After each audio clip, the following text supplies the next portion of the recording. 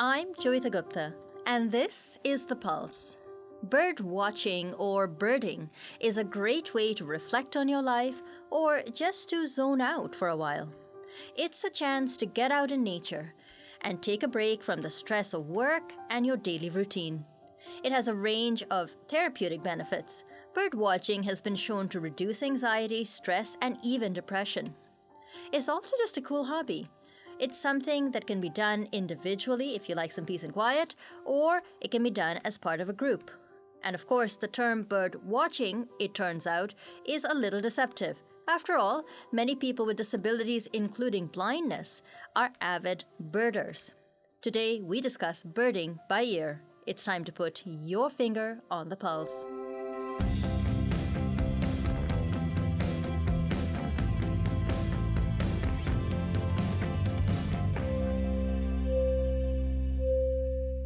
Hello and welcome to The Pulse on AMI Audio. I'm Joeita Gupta and I'm joining you from the Accessible Media Studios in Toronto. My hair is pulled back in a bun and I am wearing a orange t-shirt or shirt with a round neck and short sleeves. In today's episode, we are talking about birding, or birding by ear more specifically.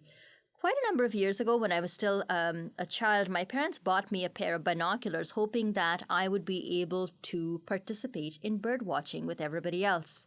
Of course, as someone who was visually impaired, I had limited success, but it made me realize that you could just as well listen to birdsong and be a part of something really interesting. A chance to do something recreational or to get out in nature. So for quite a number of years now, I've had a keen interest in bird watching or birding. And my guest today is similarly interested in birding. Jerry Berrier is a retired access technology instructor and an avid birder by ear, going all the way back to his university days. Jerry, hello and welcome to The Pulse. It's really nice to have you on the program. Thank you. I'm happy to be here. Well, Jerry, we've all heard about bird watching. What exactly is birding by ear? Well, number one, they don't talk about bird watching these days near as much as they did a long time ago. It's now called birding, B-I-R-D-I-N-G. And birding by ear is trying to learn to identify birds by the sounds they make. And on its surface, that sounds fairly simple, but a lot of birds make a lot of different sounds, and they make different sounds at different times of the year and in different localities. So there's a lot to it. But birding by ear is what I do because I'm totally blind, so I can't really see the birds. Ideally, I love to go birding with someone who is sighted who can say, oh, yeah, that really is a Baltimore Oriole that you thought you heard. But so that's what birding by ear is. So is this something that only people who are blind or low vision happen to be interested in? Or is birding by ear something that everyone and anyone can take up regardless of ability? Birding by ear is practiced by a lot of really top-notch birders, and here's the reason why. When you're looking for a bird, you're looking up into the canopy where there are lots of leaves on the tree in the summer, and even if you can see the bird or think you know where it is, your field of vision is restricted, whereas the field of hearing is 360 degrees. That's number one. Secondly, you can hear a bird a lot further away than you can see it usually. I should have said farther away. You can hear a bird at a pretty good distance if it's not too noisy in the area, and you can hear a bird under many circumstances. You know, it can be foggy or very cloudy or anything. It could be a snowstorm and you can still hear a bird even though you may not be able to see it. The ideal way to bird is to be able to see it and hear it both. You hear it and you think, oh, I think that's a scarlet tanager. And then you look up and say, yep, that's really what it is. But in my case, I hear it and then I say it's a scarlet tanager. So in my mind, it is. Now, you did say this can get pretty complicated. How many species of birds would you say you're familiar with just based on their bird song? Well, number one, I have to relearn some of them every year because some of the warblers are only around at a certain part of the summer or spring, so I don't get a chance to hear them that often. I would say ones that I can identify readily. I've never actually counted them, but probably 50 or 60 maybe. That's amazing. How did you get started with birding by ear? By a sheer accident, in a way. It was a college professor in a biology class that wasn't sure what to do with me during the lab portion. So he let me borrow his, they were actually record albums at the time. This was back in the 70s. He let me borrow his Cornell University bird sounds records, and he said, "Your lab grade is going to be based on a walk in the woods with me at the end of the semester, and I want to see how many of these birds you can identify." And when I first started, I thought, "Oh my gosh, I don't robin, cardinal, sparrow, they all sound the same to me. How will I ever learn them or even care to remember them?" But by the end of the semester, I was absolutely hooked. And that was the time when cassette recorders had just kind of become readily available. And I got one and I started going around everywhere I would go, especially if I was on vacation or in an unusual area. I would take that thing with me.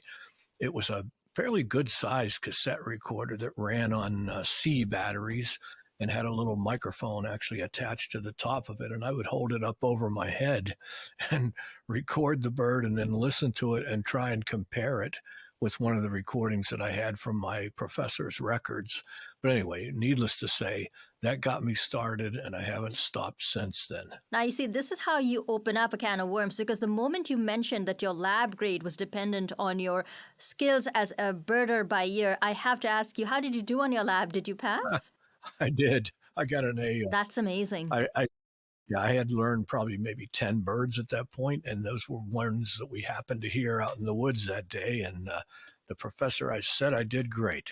I'm so glad to hear it. And so that's really what sparked off this hobby, birding by ear, and you've carried it on for a number of years. I'm just curious, and I ask this because I live in an urban center. I live in downtown Toronto. With so much noise, it's hard to hear any birds. Has that been your experience as well, that there are fewer species of birds to listen to when you live in a city or an urban area?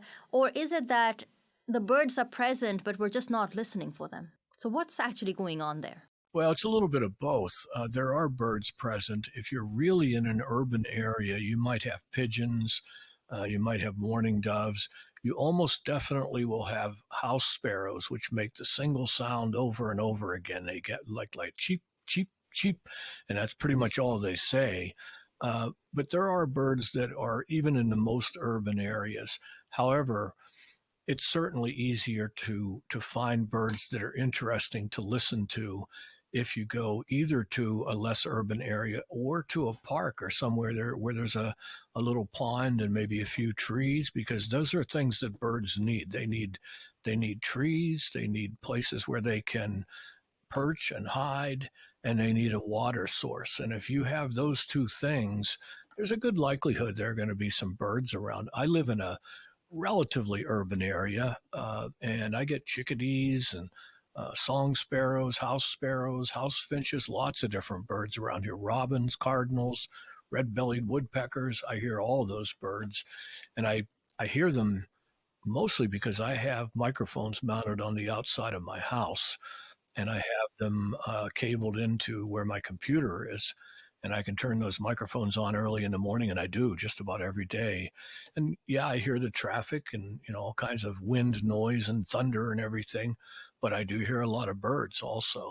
Well, certainly we've come a long way from the days of the cassette player. How exactly would you say technology has made it easier for you to bird by ear? I'm glad you asked because it has made a huge difference. I learned probably more birds from a series of CDs called Birding by Ear and More Birding by Ear uh, than through any other source. And that was the best I had. And for a long time, I used to think, I'd give anything if I had an app that would test me. It would play a sound and say, "Do you know what that is?" And if I said yes, then I would have to confirm that I really heard what I thought I did. There was no such app available for a long time, but now there is. There is an iPhone app called Larkwire. It's a one word, Larkwire. It is very voiceover friendly, very accessible, and it does exactly that. I can set it for land birds in the northeastern United States, and it will start testing me. It'll play a sound, and then I have the option of either hitting "I'm not sure" or "Yes, I know this bird." And if I hit yes, it'll name it, and then I'm on my honor to say wrong if I actually got it wrong. And if I did get it wrong, it will then add it to a random list of birds that it continues to play, and it'll keep that bird on the list until I get it right several times over a short period of time, and then it'll say, "Oh, you've passed the sparrows list, and we won't use those anymore." So for anyone who really wants to hone their skills in birding, Larkwire is the way to go. And I'll just say one more thing about technology. Well, I could go on and on about it, actually. Um, the web provides many resources. Cornell University has a site you can go to, which is, I believe it's allaboutbirds.org. And if that doesn't find it, just try Cornell Birds. And there's a website there that you can put in the name of a bird, and it will not only let you hear the sounds, but it'll tell you all about the bird, what other birds it's related to, its size compared to other birds, and lots of other things. So the web has been wonderful. Actually, my interest in birding is what spawned my interest in learning to write HTML, because a long time ago, when things were simpler and there weren't all kinds of graphics and everything, I created a website called birdblind.org, and I still have it, although I have to be honest and say I haven't kept it up very well in the past probably 10 or 15 years.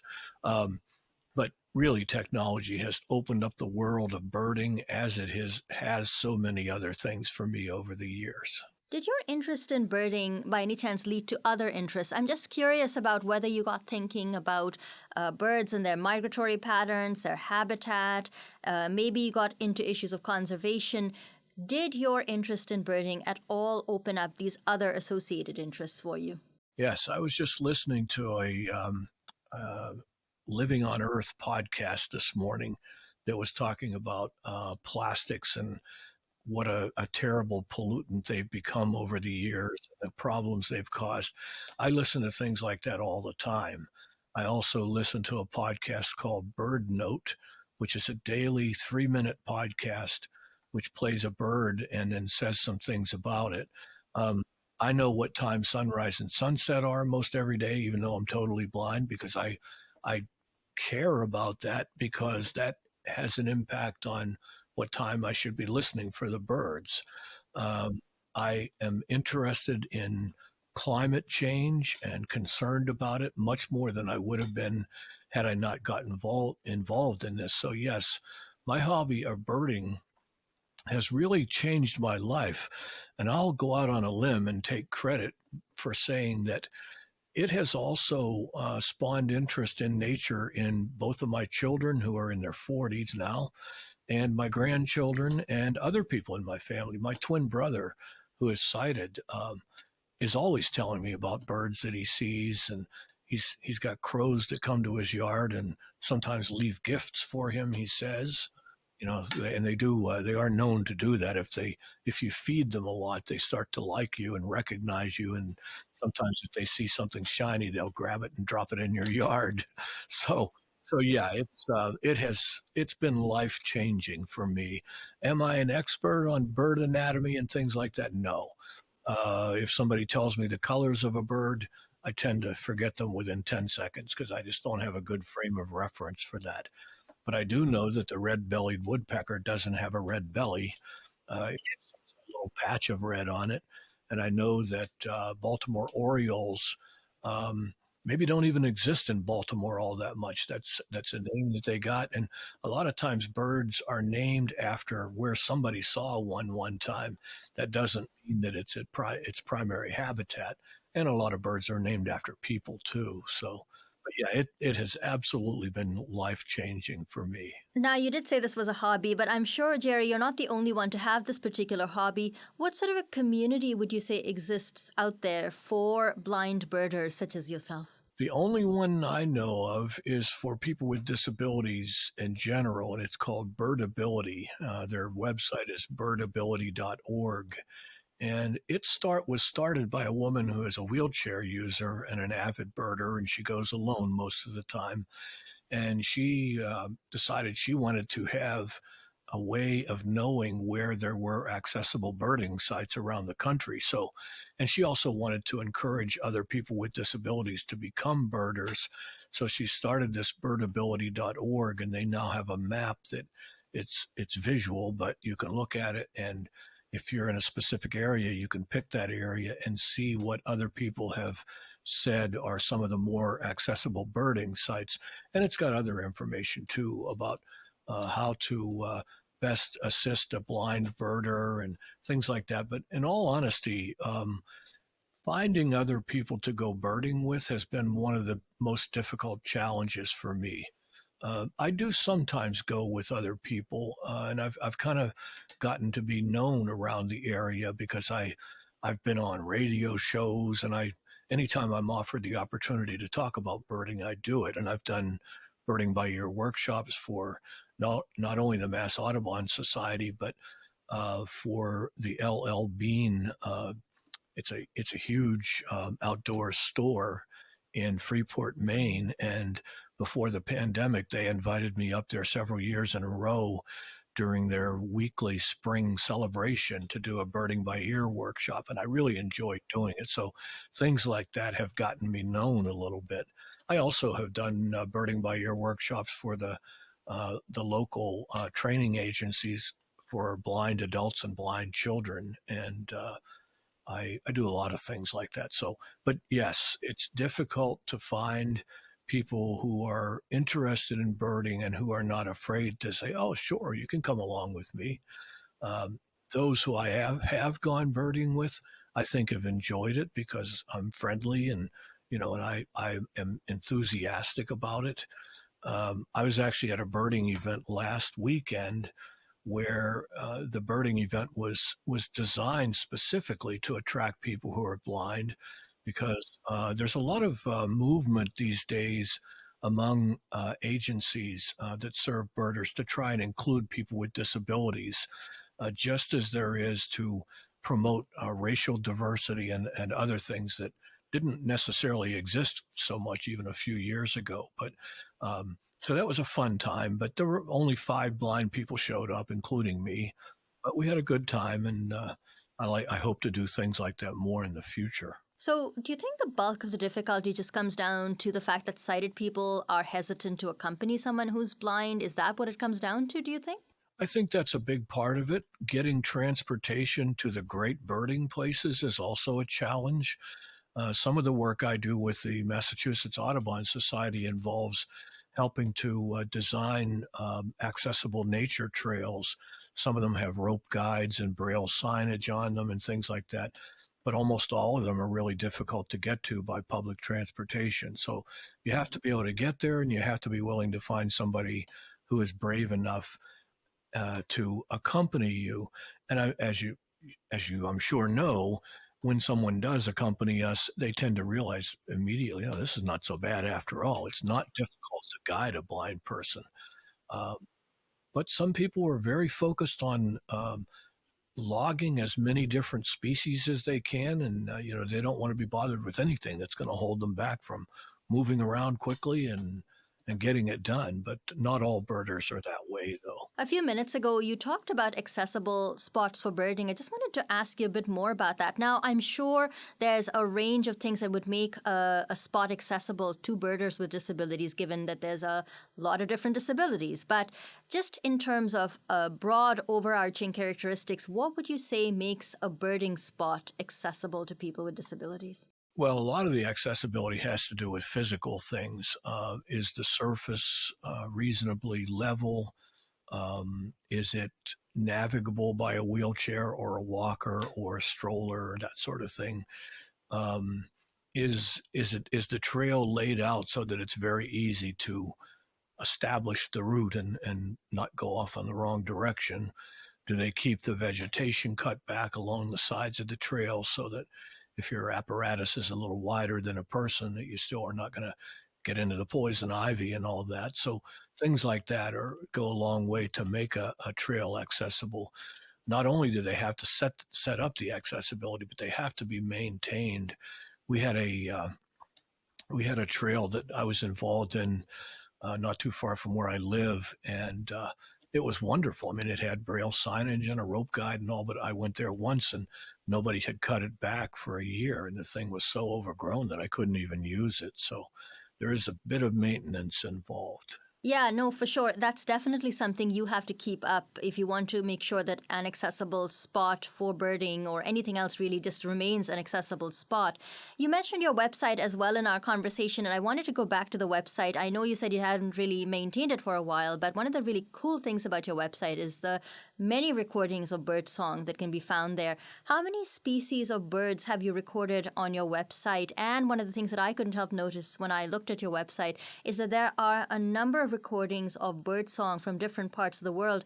Does that mean that you went out and got all of that, all of those recordings yourself, or did you have friends and other people make contributions to your website so you could have bird song from as far away as Sweden and India? I did most of the recording that was done in the United States. I also went to Sweden once on vacation and recorded some birds there. But the one from India was recorded by a wonderful guy who I wouldn't say that I'm a close friend of his, but he knew about my interest in birds, and he took his Victor stream with him to India when he went for a visit to his family and recorded a bunch of birds. And there was another blind person in, I believe it was Singapore, that sent me a lot of bird sounds. So a lot of that comes from other people. And then my twin brother, who's into photography, he took pictures of a lot of the birds that I recorded, not at the same time, but he would find one of the same species. And so I was able to match pictures with a lot of the recordings on there. Great. Well, listen, Jerry, it wouldn't be a complete interview on birding by ear if we didn't actually listen to some bird songs. So why don't you play a couple of clips for us? Maybe you can tell us what we're listening to and we can hear a bit of bird song on the program. I think I'll try the Baltimore Oriole first. You're going to hear a voice on there who the person's name is Lang Elliott, and I always try to give attribution to him because I use a lot of his recordings and he's aware of it and has given me permission to do so. But he's one of the foremost nature recordists in the world, so you'll hear him announce the bird and then you'll hear the bird. Baltimore Oriole. So you can see that bird makes a lot of different sounds. I hope it came through okay. Yeah, no, that was really amazing. At first, I was going to say it sounds a bit like a sparrow, but then it just goes ahead and makes all of these different sounds out of nowhere. It was really quite something. Hey, listen, I have another question. So it sounds like that bird is really clear. How is that possible? If a bird is out in the wild, you should be able to hear background noise, wind, leaves, other birds even. What goes into making one of these recordings? Do you just, I don't know, isolate a single bird and isolate their bird song so it can be heard above and over all the other noise in the environment? That's what the professionals do. My recordings always have a lot of noise in them because I don't have the thousands of dollars of equipment, and my editing, my post production software is rather primitive compared to what they use. But really, they try to get the microphone as close to where they think the bird's going to be. And I'm sure it involves climbing trees sometimes and setting up poles and things with microphones on them. But it is amazing. Most of Lang's recordings, you don't really hear much of anything in the background. Oh, well, I think it's pretty incredible. My post-production skills are pretty limited. I honestly wouldn't know where I'd be without Marco Flolo. So apart from that, what else can you play for us today? Do you have a request? Well, you did mention the crow a couple of times during our conversation, so why don't we go ahead and see if you can find that one? Okay, here's the American crow. There's another one called a fish crow, which has a very different sound, but here's the American crow. American crow. I won't play the entire thing, but I can tell you that crows make a lot of different sounds. That one sounded a bit angry, to be honest with you. So let me just play real quickly the fish crow, which, from what I've been told, looks pretty much the same as the American crow. But my wife used to call it the bird because she said it always sounded like it was saying So here's the fish crow. Fish crow. So there you go. Yeah, there you go. Oh, yeah. No, it definitely sounds that way. Hey, listen, in Toronto, we have a sports team called the Toronto Blue Jays. By any chance, do you have a recording of the Blue Jays? I certainly do. And the blue jay is a mimic. It can even mimic a red-tailed hawk, and it makes a lot of sounds, yeah. But here's some of its more common ones. Blue jay.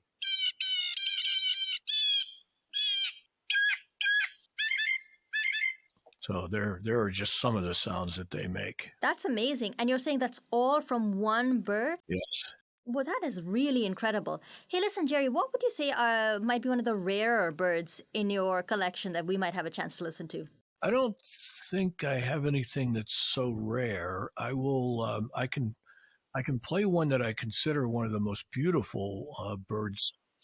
And by the way, they always sound better out in the wild than they do on a recording. Even the Baltimore Oriole. When I hear one outside, it's more striking to me because it just has a certain tone to it that just can't be duplicated even in the greatest of recordings. But I'm going to try to play the wood thrush. Let's see, wood thrush. And the wood thrush has sort of a flute-like sound. They're heard more in deeper woods, and they're often heard late in the evening around twilight. So here goes. Wood thrush. And they do that over and over again. And yeah, that's a very distinctive call, and I think I've heard that one before, actually, but I hadn't identified it as a wood rush. No, that is really amazing. Just as we wrap up here, Jerry, what advice would you give to a potential prospective birder, someone who's blind, who's thinking they might want to get into birding by ear? How should they get started? I would recommend that they get their hands on the birding by ear CDs and more birding by ear. I know they're still in production. I'm sure Amazon sells them and lots of other, there are lots of ways to get them because there are very involved explanations of what the birds are like. And so I think that's a good way to get started. Another way is to find somebody. Most places have birding clubs, and you can contact the club and see if they can find somebody who's willing to go with you and just do some birding. And I think the more you do it, if you have any interest at all, your interest will be piqued, and then you'll begin to find other related things. And it can be life-changing for other people as it has been for me. Jerry, it's been so nice talking to you about this. You know, it was a blast having you play some of the bird song for us, and just hearing about your journey and your decades of passion for birding by ear. Thanks so much for being on the program. Well, you're very welcome, and you're a good interviewer, and I thank you for having me. That was Jerry Berrier, who is an avid birder by ear and a retired access technology instructor. If you found this interesting and want to get into birding by ear, I hope you'll pick up some of those CDs that Jerry talked about over the course of our interview. And of course, we would love if you could drop us a line to let us know how you feel about the program. You can find us on Twitter at AMI Audio. Use the hashtag PulseAMI. Or you can find us by email, feedback@ami.ca. Give us a call at 1-866-509-4545. That's 1-866-509-4545. And if you leave a voicemail, please don't forget to leave permission to play the audio on the program. Well, folks, I gotta sprout a couple of wings and fly out of the studio, but it's been great talking to you about birding by ear, and thanks for indulging me because this has been something of an interest of mine, and I hope to come back with more programming for you in the very near future.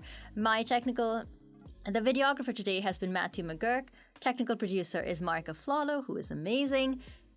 Ryan Delahanty is the coordinator for AMI Podcasts, and Andy Frank is the manager for AMI Audio. I've been your host, Joeita Gupta. Thanks for listening, and happy birding.